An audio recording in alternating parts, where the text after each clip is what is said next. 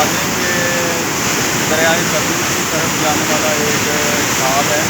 ادھر سے انڈیا کی طرف سے چھوڑا گیا پانی جو ہے وہ آپ دیکھ سکتے ہیں، آپ کو دکھائی دے رہا ہے کہ کتنی رفتار میں اور کیا صورتحال پیدا ہو سکتی ہے. اس سے اس کا جو اگلا ٹارگیٹ ہے، اس پانی کی منزل ہے جو وہ آگے ادھر دریائے سرخ کی پہاڑوں میں سے ہوتے ہوتے راتوں میں ابھی سے اس کی کنڈیشن یہ ہے کہ یہ اپنی بلندیوں کی طرف بڑھتا آ رہا ہے، تو اس سے بہت زیادہ نقصان ہونے کا خطرہ ہے. اور یہ انڈیا کی بہت بڑی سازش ہے جو بغیر اطلاع کیے انہوں نے پانی کے بند کھولے ہیں اور اسپیلس کھول دی ہیں، جس کی وجہ سے پاکستان کو بہت نقصان ہونے کا خدشہ ہے. ان کا مین ٹارگیٹ جو ہے وہ یہی ہے کہ پاکستان کی فوج، ملٹری اور عوام کا رجحان اس طرف ہو جائے اور وہ اپنا یعنی کہ سازشی مفاد ہے جو وہ حاصل کرنے میں کامیاب ہو جائیں.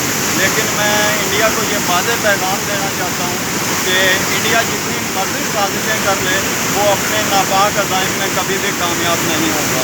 پاک فوج اور پاک عوام ایک ساتھ کھڑی ہے اور انشاءاللہ الحمدللہ ہم ضرور فتح ہوں گے. والسلام.